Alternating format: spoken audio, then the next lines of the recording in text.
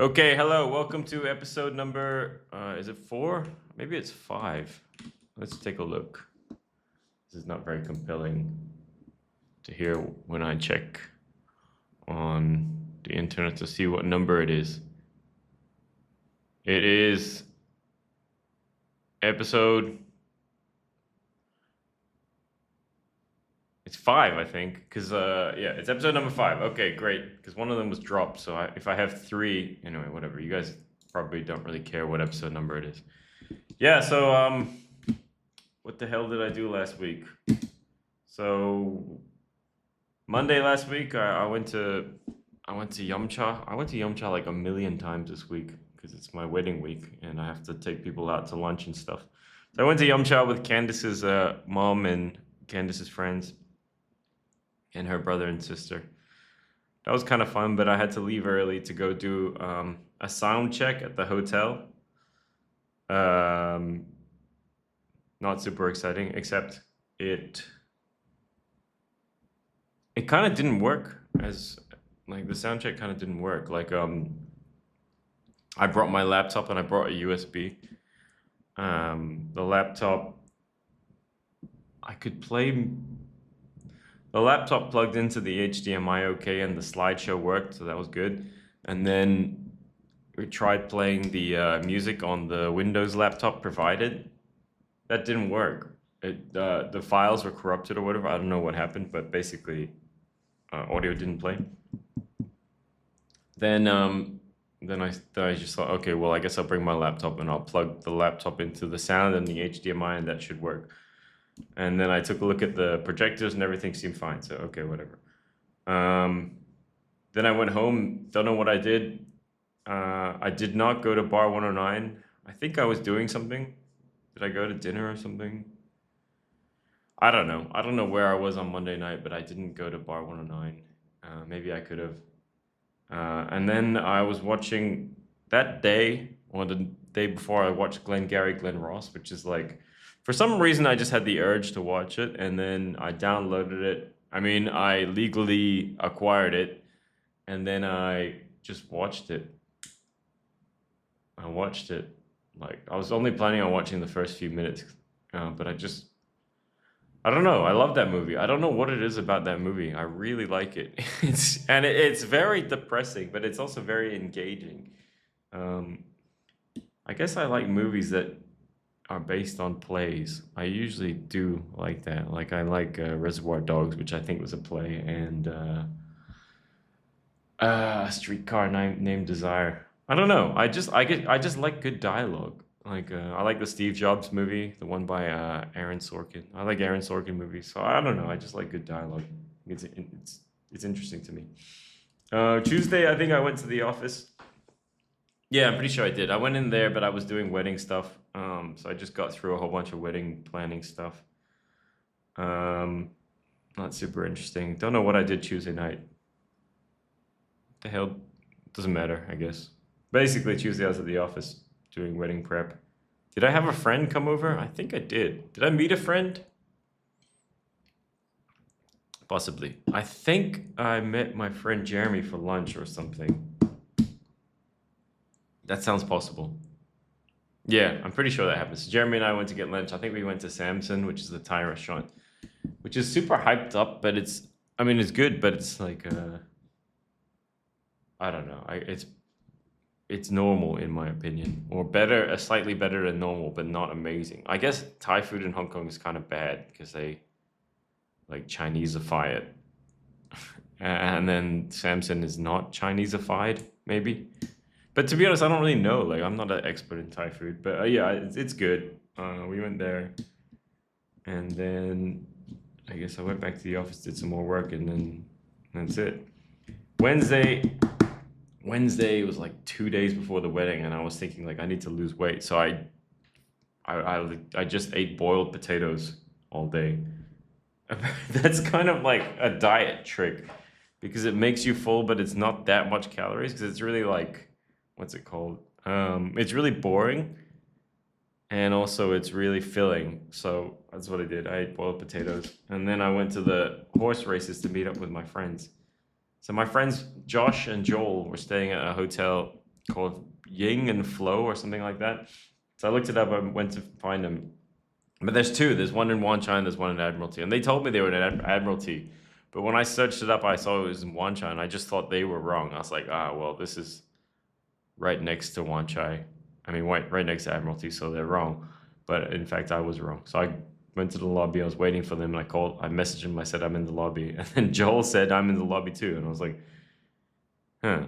And the lobby was like a little bit segmented. Like the lobby was made up of two rooms. So I went to both rooms, didn't see him. And I was like, okay, maybe there's a third room I don't know about. So I'll just wait here. But no, I was in the wrong hotel. So we met up halfway between Wan Chai and Admiralty. Then we walked over to the racetrack. That was cool. We were catching up and walking. Um, it's like a 1 or 2 kilometer walk between Wan Chai and Happy Valley Racetrack, and like I think traffic's bad like around race time anyway, so like it's better to just walk, I guess. It's cool catching up with them. I haven't been to the horse races for a while, but it was like stinking hot, and and I was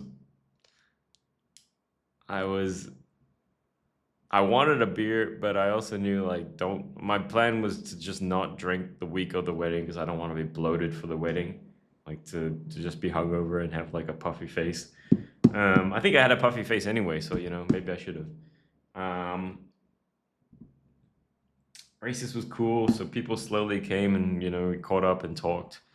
I bet on some horses, but I didn't win anything. I think I bet on two horses, $100 each, which is like 12 US dollars, and both lost. And then after the races, guys were like, "What do you want to do?" And I said, "I don't know. You want to go to a bar, go to Wan Chai or something?" And they said, "Okay." We were gonna take a tram, but the tram filled up, so we just walked from. We kind of walked. We walked halfway, then took a cab.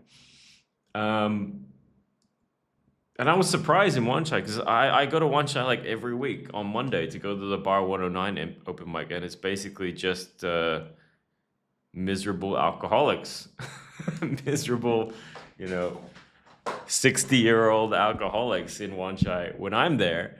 But on Wednesday, it was like full of high school and college kids. I was like, oh, wow, people still go here. I thought this place was like basically doomed, like it's not good for business if the only people who, well, I guess it could be. Anyway, I was like, oh, this is good for Wan Chai, or good for the bars at least.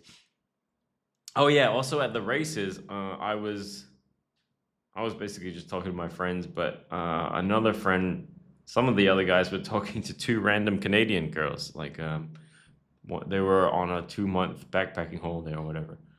And then they found out that I'm getting married, and they were like, "Oh, this is your bachelor party. You should, let's have a bachelor party." And I was like, "Ah, fuck." I didn't mind. They're just joining us.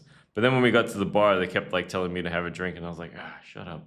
Like everyone else, I think all my friends are like 35 plus, and everyone's a little bit over drinking. And then also, even if they still like drinking, it's just kind of like not cool to pressure people to drink, because I think like at this age you just kind of like understand what it's like when you don't want to drink. So like nobody was pressuring me to drink, which was cool. But then these two dumbass Canadian girls were like, "Oh, have a drink, have a drink," and I just said to them like no 10 times, and like, "I'll buy you a drink, I'll get a drink on you." I'm like, ladies, I don't think you understand how rich I am. Like I don't care about a free $10 drink. Like I will pay you to not buy me drinks. I don't know. So that was okay, but I was getting tired, and we hung around at the bar until about 1 a.m. And then I think everyone just sort of wanted to leave, but everyone was sort of, not everyone, but like half the guys sort of wanted to leave, but everyone was just staying around, to be a good sport. And then at some point, I think at the 1 a.m. I was like, okay, I'm going home. So I just like got up and left with Tony and Josh and Joel. No, I think they stayed. I can't remember. Anyway, but a bunch of us left. I went home, went to sleep. Then the next day was Thursday. What did I do? That was a tricky day because like my mom wanted to get the dog from Candace, and then I wanted to meet my friends in Central and walk them over to the pier. So mom got the dog from Candace, and then she went over to Llama Island on the boat with the dog, and then I met up with my friends at like 10:30 a.m., 10:45 a.m., even though the ferry was at like 11:50. So we met up at Central and then walked over to the ferry, and we're there like 40 minutes early. And then the guys were like, "This is a very unnecessary buffer," or I don't know what you call it, but basically, like we were just way too early at the ferry. So we're sitting around the ferry, and people arrive. We start saying hi to them.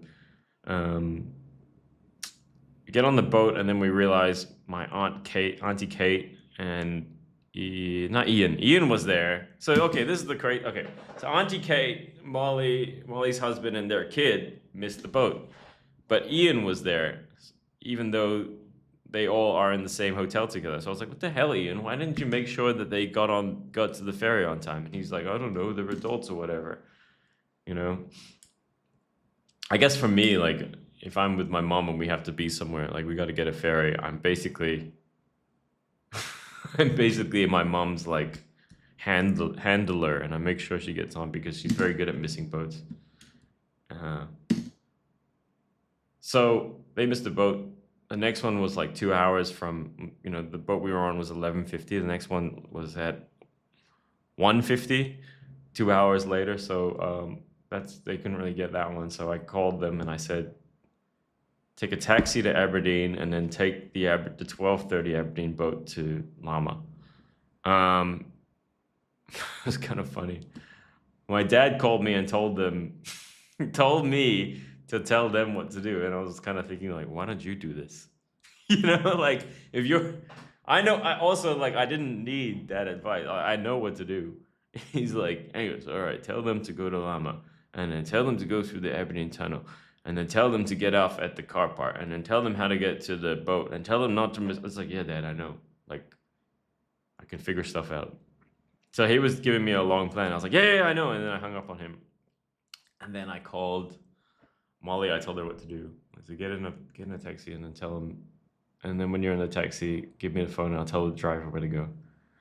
So they go over to like the Aberdeen ferry, which is like a little bit tricky. The taxi drops you off like at a weird place and you have to find the ferry. And I was like, okay, let me describe how to get to the ferry. But then luckily, Corey, Molly's husband, just made a deal with a sampan, like a small boat operator. And oh my God, I need to check if this is recording. Okay, it is recording. That's going to happen one day. It's just not going to be recording. Anyway, so Corey made a deal with the sampan operator, and then they just took a sampan to the Lama. Okay, all done. I was worried where Jack was, but it turns out he was with Mom. So he was already on Lama. And Steph wasn't there, but she was already on Llama as well. Steph got there 2 hours early. It's pretty funny.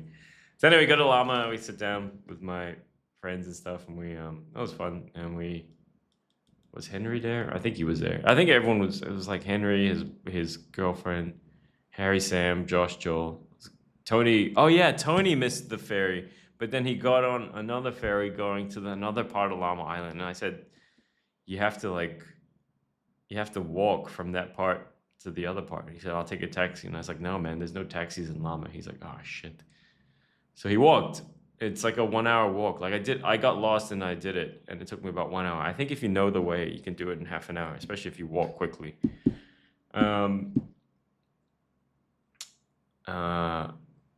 we're at Lama, eating and stuff. It's a long, I think we got there at 12:30. And I think we took the 3:30 ferry back. And then, that ferry takes about an hour. So, like, you're back home at like 5 p.m. But, I mean, the lunch is good and everything. But really, it's like quite a commitment. Because, like, I left the house at 10 a.m. Okay, normally you don't have to leave that early. But, I left the house at 10 a.m. And I'm back home at like 5 p.m. Like, Jesus, this is a lot of hours used up by just eating lunch, Like, maybe we could eat lunch somewhere where you don't have to take a 3-hour boat, back and forth. But anyway, Dad loves that place, so we had to do that. I think I went home and just I was doing like some last minute wedding stuff, and I was writing my speech, which was a bit tricky to write, because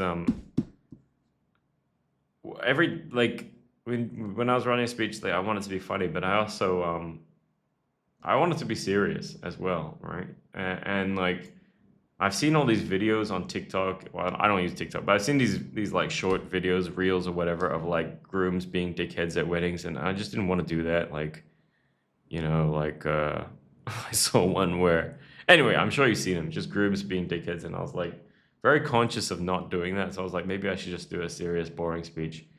And when I was writing the speech, I was like kind of out of ideas. So then I said to AI, I said to some LLM, I was like, write a groom speech. And then I read the speech written by the LLM, and obviously it doesn't know anything about me or anything. It doesn't know my personality, and it doesn't know anything about me or Candace. So it kind of just gave me the most generic wedding speech. And the thing is, like, when I read that speech, I was like, I've listened to this speech multiple times. It's like all these weddings I went to. I guess a lot of them were pre-LLM, pre-AI, but they were just like wedding speech templates. And like, I was like, oh, all these grooms who did these speeches that I read before, like really phoned it in, like they're bad at writing speeches or bad at giving speeches. So they just use a template or something. And, it's like, the format's like, thanks everyone for being here. Okay. And then, my wife is the most amazing, beautiful, caring person. Blah, blah, blah. It's like, basically every sentence in that speech I'd heard before, and especially the part I really hate is like, I want to thank everyone for coming from so far away, which is like, yeah, I understand that, but it's also like, are you thanking them or are you bragging that you were able to pull people, to your wedding from so far away? I always hate that part of the speech. And then, when you watch Oscar speeches as well, it's like all just thanking people. It's like, are you thanking them or are they powerful? And you want to like keep them, like stay in their good books. Are you basically just sucking up to powerful people? I always thought like Oscar speeches, they should just ban thanking people because it makes the speeches boring and it makes the show boring. But then I guess another argument is like, well, if you think the show's boring, don't watch it. And so, yeah, okay, fine. And I don't watch the Oscars because it's boring. Anyway, so I saw that speech and I was like, I'm not using any of this.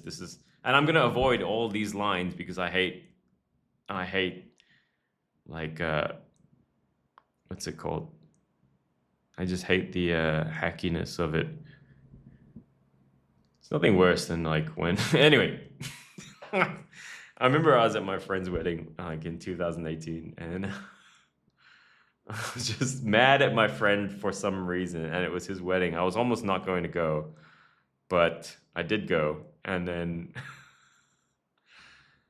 I was at the table just commenting on his speech and being a total asshole, like not under my breath, to my friend next to me, and she was like, "Angus, shut up! You're being a dick." And I was like, but I was mad at him a little bit unfairly, but anyway.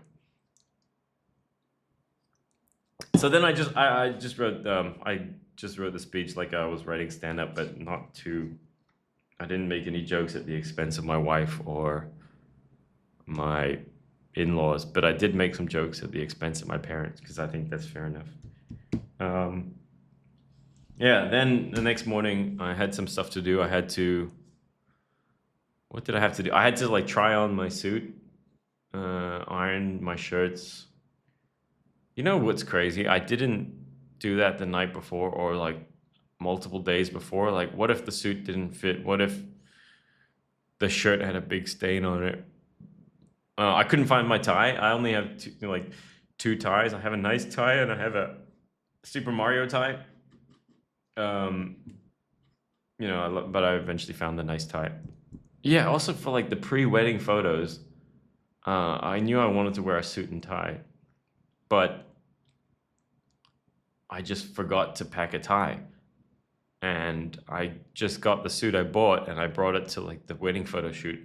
And I was like, oh no, I forgot a tie. But then when I opened up my suit, I remembered the tailor gave me a free tie, and it was like in one of the pockets. I was like, oh, that's really lucky he gave me that, and I didn't remember that he gave me that. I mean, to be honest, if I didn't have a tie in the pre-wedding photos, it's kind of okay. It's fine as well. What's the big deal? But yeah, so I I had to prepare money for like the open door lycée when I go to Candace's house, and I had to buy some flowers for Candace, but I forgot to do that because I was too busy like ironing and stuff, and I just forgot. I was gonna go down to the you know Kennedy Town Market and buy some flowers, like a bouquet of flowers. I just forgot. Um, Too bad. I think Candace told me to get over there at 10 a.m. and I was late. I got over at 10:30, but then they said I was still early. So maybe I got the timing wrong or whatever. Maybe I was supposed to get there at 11, but I got there early, and like there's some procedure about like I'm not supposed to see her before something or whatever, but that was violated because I got there early and she was like doing a pajama ceremony. So she sleeps in red lucky pajamas. I don't know why. It's like a wedding thing. I didn't do that. And then the next morning, her parents and her bridesmaid puts on some clothes, and then I'm supposed to do something with the groomsmen, but I just decided I didn't want to have any groomsmen because, like, to be honest, I don't really have a best friend. And I was like, who's it gonna be? Is it gonna be AJ? I haven't seen AJ for years. Is it Tony? Tony's like not a bad candidate, but really, it's like I don't know. Yeah. Anyway, I just for some reason I decided I didn't want to have groomsmen, so I didn't. Um, so there was like some stuff going on with like pajamas and traditional Chinese wedding attire, and I was watching that, and then there was a photo taking, but I wasn't allowed to be in those photos because I wasn't supposed to be there, because I was supposed to be there after that, and then I was supposed to do this door opening ceremony thing, but I was just in the house anyway. Um, and then it was tea ceremony time, which which is like basically you pour tea, or I don't even pour it. Like we had an MC who was kind of like officiating everything, and he knows how the process for everything goes. But he was there helping us with the tea ceremony, and then basically I was kneeling on the floor with Candace, and then someone would sit in front of us, and we would give them tea, and we would say like, Papa yum cha or whatever, like Papa drink, like grandma drinks some tea, and then she drinks the tea, and then Candace says the same thing, and then she drinks some tea, and then they give us gifts like jewelry and money. Um, so we did that about 20 times, not maybe somewhere between 10 and 20 times, probably not 20 times, and it was very tiring. Like even though I was kneeling on a cushion, it's still really tiring to kneel on the floor. Probably because I'm like overweight. So I was glad when that was over. Oh yeah, also in the tea ceremony, like we had an MC, so he was like good for like saying who's next, and he set up the order based on like seniority, based on how old people were. Not just how old they are, but like, it's basically how old they are. It's like who's the dad's oldest brother, who's the sister's oldest sibling, but this kind of stuff. So grandma's first, not necessarily because she was the most senior, even though she was, but I think it was because she's also like a little bit she's old and tired, so you don't want to make her wait around for too long. The tea ceremony was cool because the MC, after the tea was drunk, the MC would make a joke. So he would say like, "Oh, grandma drinks the tea, and she says it's very sweet, and she says this means the marriage is going to be very sweet." Some of them were like serious, but some of them were jokes. I was like, wow, we had to prepare a line for each one. I mean, it's not that hard because they're kind of generic lines, but it's still funny, and people enjoyed that. And that was the most enjoyable part of the tea ceremony for me, was hearing the MC's lines. He said one that was like when Adrian's brother drank the tea. He said, "Go go ho ying, go go Chintok or Leikasing, it's pretty funny. It rhymed and it's like, Candace's brother is so cool and Candace's brother has more money than Li Ka-shing. I mean, it doesn't rhyme in English, but it rhymes in Cantonese. It's kind of funny. I appreciated that. And then we had like takeaway noodles for lunch.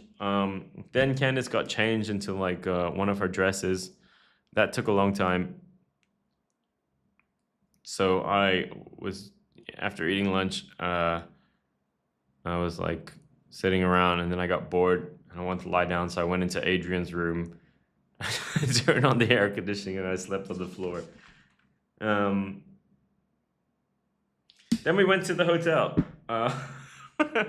We drove with the photographer on the way to the hotel, and the photographer told us like a very depressing story.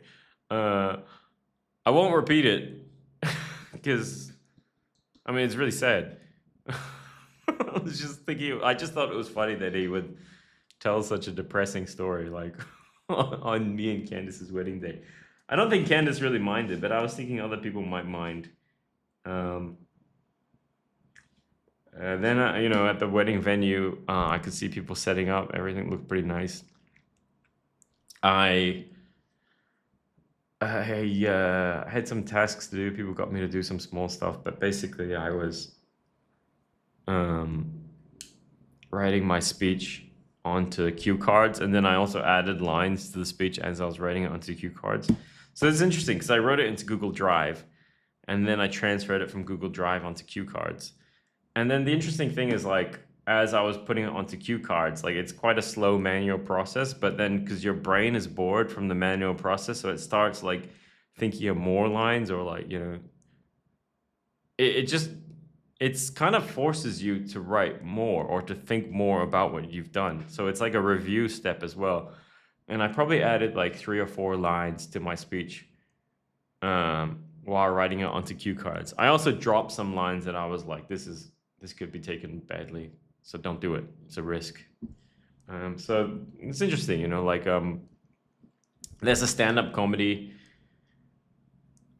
I read a stand-up comedy book last year, and one of the steps is like you might have a 5 or 10 or 15 or 20-minute set that you've done multiple times. It's kind of like your go-to set if you need to do well or you're doing a paid show or something, and you know it off by heart. But he says like a good exercise is to just write it start to finish again, even though you've done it so many times, because while you're writing it, you'll edit it and you'll maybe think of extensions and extra jokes. So it was a good tip. It also applies to wedding speeches. Then after that, I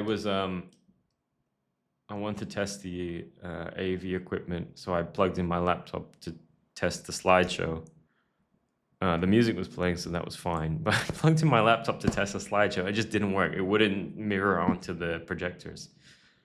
So that wasn't good. And then we spent some time getting it transferred onto the Windows laptop. So I just copied the photos onto the Windows laptops, and then they said, let's do the slideshow there.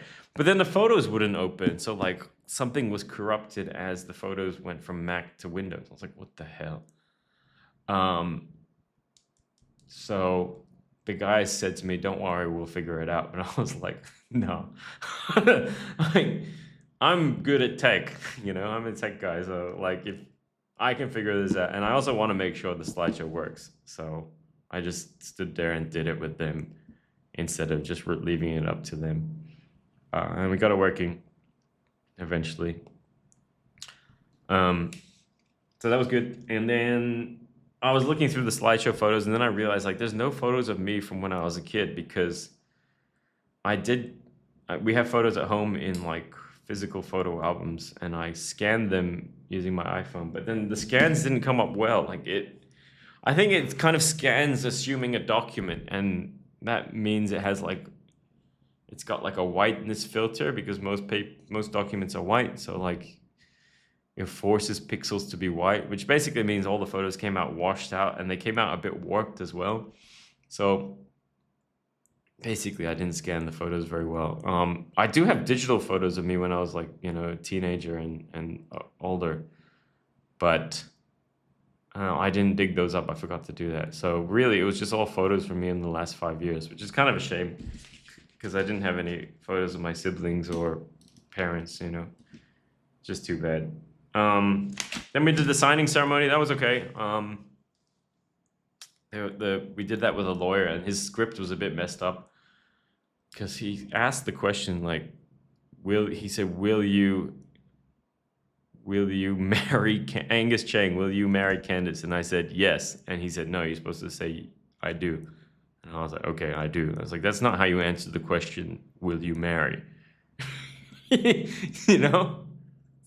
You should say, do you accept Candice Liu as your wife? I do, right? Anyway, I didn't give him that note, because I don't really care about other people's weddings. And to be honest, it doesn't really matter if the wedding ceremony is grammatically incorrect.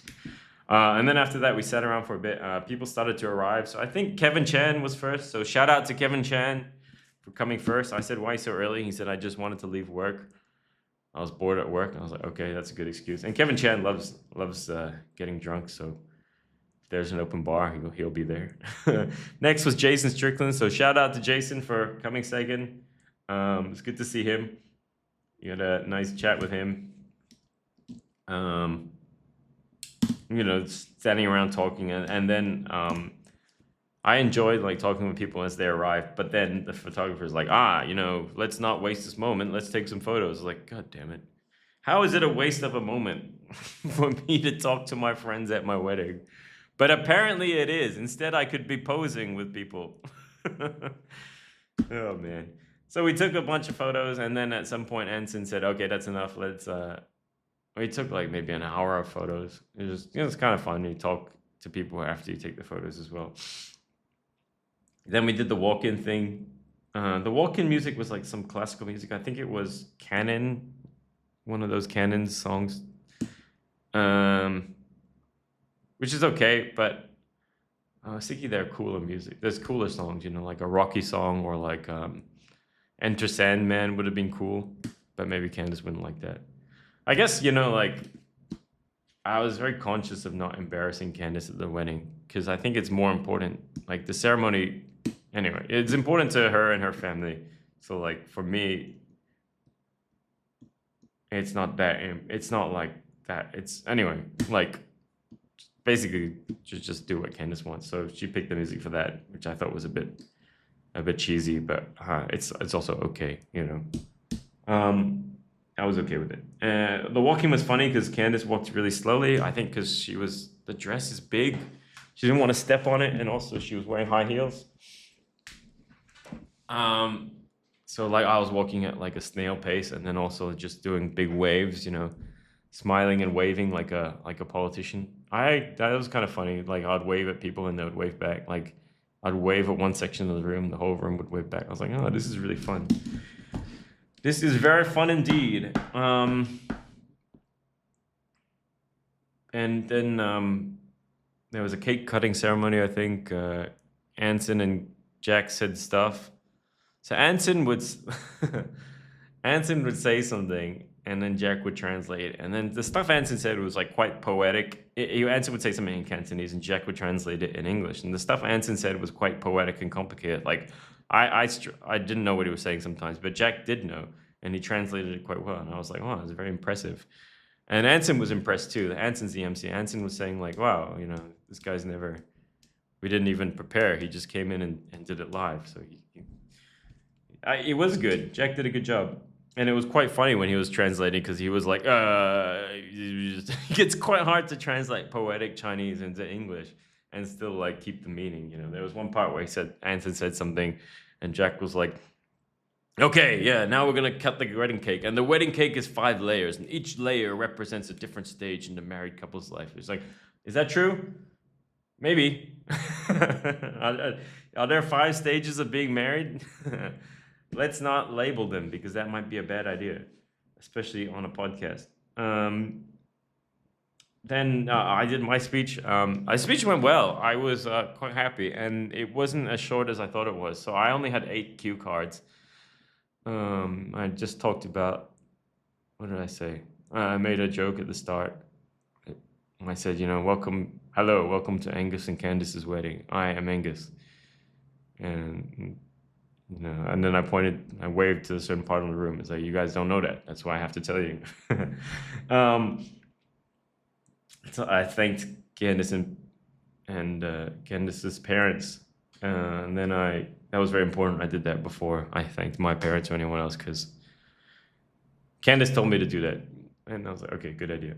And then I made some jokes about my parents. Then I talked about when I met Candace and some funny things about her. And then I ended the speech. It was about 3 or 4 minutes long, which I think is a good amount of time. Um, One thing I forgot was I was gonna pick up a plush toy, Plumpy Bird. I was gonna pick him up and do the speech because I thought that would be like quite funny for the photos. But I didn't do that, which maybe it's for the best. But I think it would be funny if I was holding Plumpy during the speech. Candace did her speech, and then we sat down and ate roast pig. Hooray! Which is great. And then after roast pig was baked crab shell thing. So it's like a crab's head, I guess you could say, and then inside is like some crab meat and cream and potatoes and leeks. I think it's very yummy. It's like probably the best part of the whole dinner. Then more photos. So we took photos on the stage, and that went for like years. It felt like, because there was 300 people at the wedding, and then like there's 25 tables, and then really it's like pretty much 25 groups of people to take photos with. And there's some ad hoc ones as well, like Faizan Ali, shout out to him. He was late because he had to work until 9. We took an ad hoc photo with him. Took photos with the comedian friends. That was really fun. They were very rowdy, so they got on stage and they were chanting. I forgot what they chanted, but it was cool seeing all of them. Then Mom did a speech. Heather Anderson did a speech, and Peter Leo, Candace's dad, did a speech. Those were very nice speeches. Then we had to like walk around to all the tables and toasting everyone. That was kind of fun, although a bit awkward, because like I was like, what do I do? Like, if it was my dad, he would like, I don't know. It just felt like I didn't do it properly. It was a bit awkward on some tables, but anyway, I was toasting them, and we were toasting with tea instead of brandy, because otherwise you get really drunk. But Alex, my brother, at his wedding, he toasted everyone, and it was actually whiskey or brandy, and so he got drunk, I guess. But he's good at drinking. Then what? More talking with people. That was a good part, Photos are over, and I was just hanging around talking to my friends. I enjoyed that, and then it's like Candace disappeared at some point. I was like, oh, where's Candace? Then it felt like wrap up time. People were leaving, and then the stage was being dismantled. So I like walked my friends out, and then went to find Candace. She was in like one of the secret rooms. So I went there, and then we just checked into our hotel room and went to sleep. So that was a good wedding. Saturday, woke up early, like 10 a.m. or 9 a.m. to meet my Australian family for Yum Cha. That was kind of lame, actually. I didn't really enjoy that. So, minus points to Australian family. I guess it's just, sometimes things are lame. Then I went back home and had a nap. And so my friends from Oz wanted to watch me do comedy, but I had no comedy shows booked. Because actually nobody asked me, but I had no shows booked. I was gonna say I had no shows booked because it was the day after the wedding, but actually nobody asked me, so maybe that's why. But so I asked Tambi, I was like, can I get on this show on Saturday? And he said, you want to be the host? And I said, okay, sure, I'll do it. I'll do some time at the start, and then I'll host it. And he said there's 27 sets. I thought he was kidding, but But then I saw the rundown and it was really 27. So it's like 27 3-minute sets, which is like, works out to about 90 minutes, right? I guess it's like 81 minutes. But, you know, there's buffer, people go over, and then I do like 10 to 20 seconds in between the sets. So that really adds up, like 10 to 20 seconds really adds up when it's multiplied by 27, right? So like, it's basically the buffer is going to be 30 seconds. So 27 times 30 seconds is like 13 minutes. So 13 plus 81 is like 94, and then people go over, so you assume plus 15, and it turns into like a 2-hour show, which is too much, you know. The grandmaster of comedy, Jamie Gong, says the sweet spot is 90 minutes, and that's 90 minutes including buffer. So basically the audience paying attention for 90 minutes. And I don't know how I figured out that number, but it does seem about right. Anyway, the show was too fucking long, and I was very tired going on stage, on and off stage. It's like, it's not just like, obviously walking on and off stage is not that bad. It's like mentally tiring, remembering. I had to remember like 3 things: the next person's name, the topic that their set's about, because it's like a themed show, and then the team that comic represented. Which, like, I was gonna drop the team. I was like, it was like Team India, Team Europe, and Team China, right? And I was like, I don't need to say the team because it should be obvious, you know. Is it an Indian person on stage? It's probably Team India. Is it a European? It's Team Europe. Is it a Chinese person? It's Team China. But no, apparently I needed to tell everyone, you know. So I did it. Honestly, I think that was not necessary, but you know, that was requested of me, so I did it eventually. To me, I think the show was pretty good. Like, the audience seemed to be pretty engaged up to the end. Like, maybe there was a lull of three sets where the audience was a bit bored, a bit restless. But the last 3, I think they were engaged again. And shout out to Anthony, he did a good job. I think he what's it called? He came on after like the audience was very restless, and he had a good set, so he brought it back. There was a moment where like the topic was alcohol, and the 3 comedians that performed in that segment were non-drinkers, right? So after that segment went on, I said like, oh, that was a bit weird, and the audience just laughed like crazy, and I was then I realized like they're laughing because they thought I was saying the previous comedian was weird, but I didn't mean that. I meant it was a wider point. I was saying it was weird that those guys would choose to talk about alcohol when they don't drink. But I got a huge laugh, basically making fun of Mook accidentally. So shout out to Mook. I'm sorry, I didn't mean to make fun of you and your comedy. I thought it was fine. Okay, let's not have a beef, Mook. You know, I'm gonna say like Mook doesn't listen to this podcast, but he will listen to it like, you know, in the year 2035, and he's gonna be like, oh, thank God, I can finally forget this grudge I've been having with Angus for 9 years. Yeah. Anyway, show was good, and then we went to have drinks. That was fun. We went to Culture Club, had drinks with all my friends and comedians. That was funny.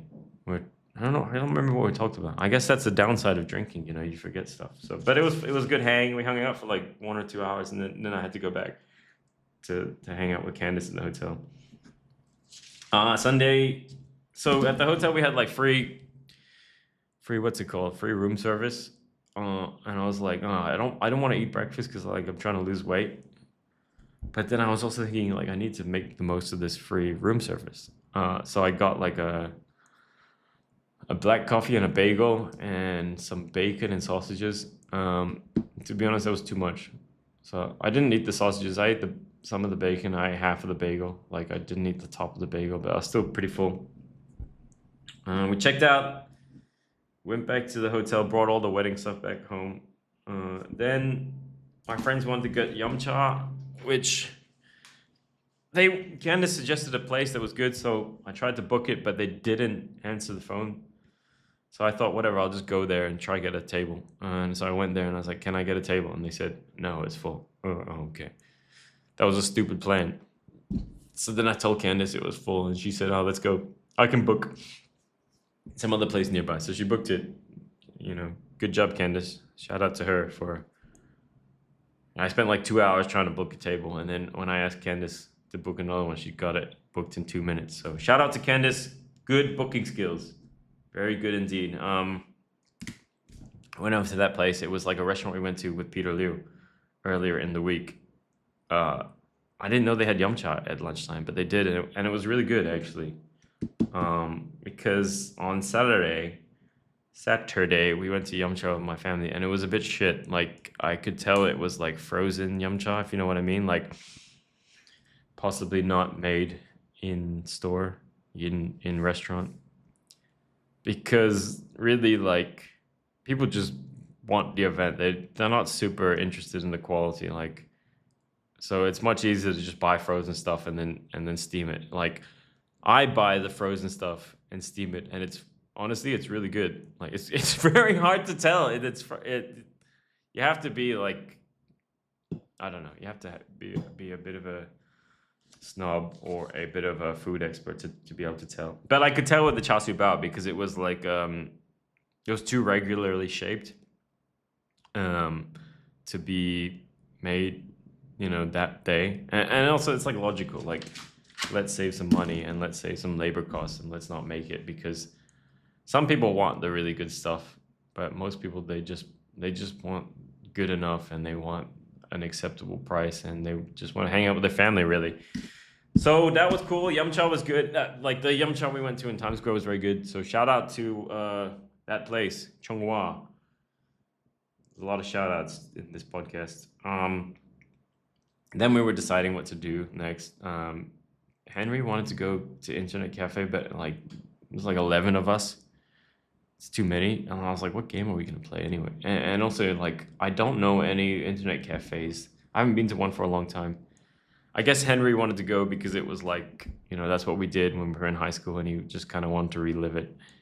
And I would like to do that, but maybe just me, Henry, and Jer. That might be better. Actually, Henry's girlfriend wanted to play StarCraft, so I was like, okay, let's do that, like, at some point, but not with 11 people.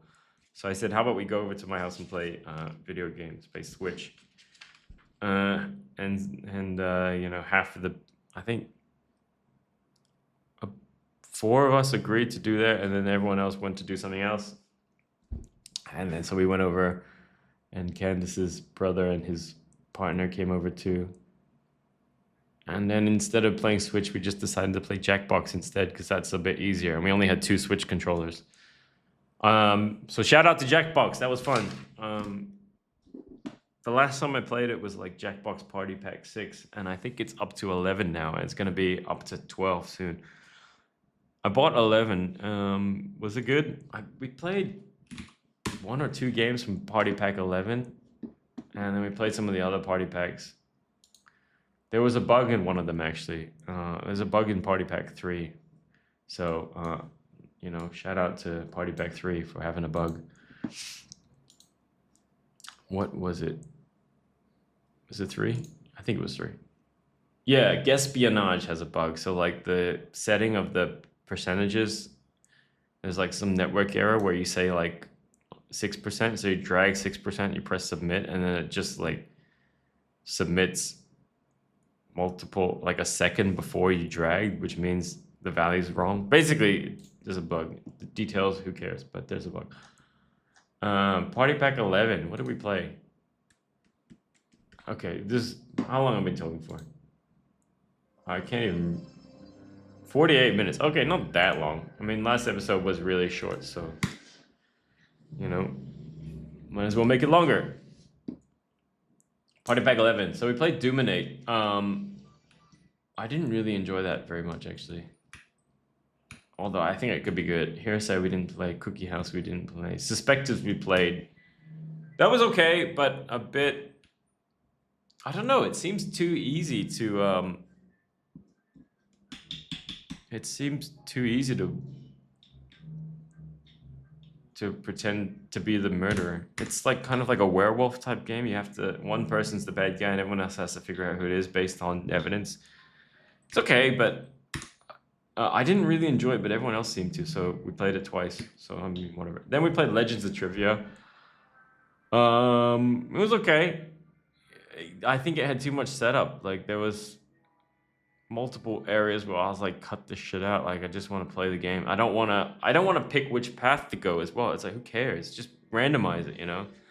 Like inputting into the game is a networked based controller thing you do on your phone. But even if it's not networked, even if it's on Switch, it's like you don't really want to wait for 8 people to press continue to proceed. So it's like if something isn't absolutely necessary, I think you should remove it from the game because it just adds so much annoying friction, right? So we played that. We played Party Pack 11, which is pretty good. And then did we play Party Pack 6? No, we didn't. Party Pack 5, we did not play either. Party Pack 4, Survive the Internet. Yeah, we played that. That was fun. We played that a few times. We really enjoyed that. And we also played Espionage and Quiplash. Quiplash is very good. I enjoyed that a lot. We played Quiplash a few times. It's simple and it's like it goes through quickly because it's like there's a voting stage, but you only need like 10 seconds of voting. So Jackbox, shout out to Jackbox, very fun. I might play You Don't Know Jack. I haven't played, like the last time I played, or the first time I played You Don't Know Jack was probably like 98 or something. So me and Henrik used to play that on his computer and like we just play local multiplayer, which is fun. But now it can be, you know, I guess also local multiplayer, but semi-networked. You know, the Jack television. Oh, okay. So these are themed. Anyway, whatever. There's like, volume 6, You Don't Know Jack, volume 6, The Lost Gold. Official Jackbox franchise. Anyway, this company has good games. They have the Party Pack, and then You Don't Know Jack, which I think is fun. You can just buy Quiplash on its own. How much does it cost? 26 Hong Kong dollars. Pretty cheap. You Don't Know Jack Head Rush. What is it? I don't know. These You Don't Know Jacks came out a long time ago. Like, do they update them? Because I don't know which one to buy. You know, that's the benefit of like saying you're putting the year name in the game title. Or just having one. Then it's like this one has got all the latest trivia. Because like there's nothing worse than playing trivia from like 2000. Well, actually it's still okay. Outdated trivia is a bit of a bummer. Like if it's 1995, that's kind of a bummer. But if it's 2018, I mean, it's new enough.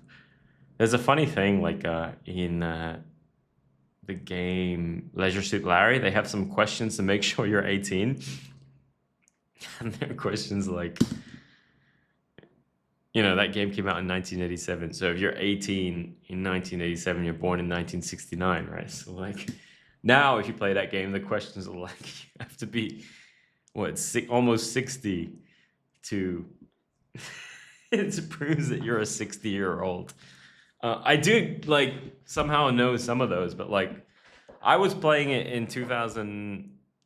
I think the first time I played Leisure Suit Larry, I was probably 2007, 2008, and I was 19 or 20, and like I did not know these things. It was just quite funny to see the game say like, "No, sorry, you're obviously a kid." I'm like, hey, that's not very nice just because I was a kid in 1987 or not even born. But anyway, this podcast has been going on for too long. It didn't go as long as I thought it. Anyway, whatever. Podcast over. See you next week. Who knows what I'm going to do in the next week. I need to keep track of what I do so I can actually talk about some stuff. Or maybe I need to actively do more interesting things so that this podcast is not so boring. But anyway, see you next week. Bye-bye.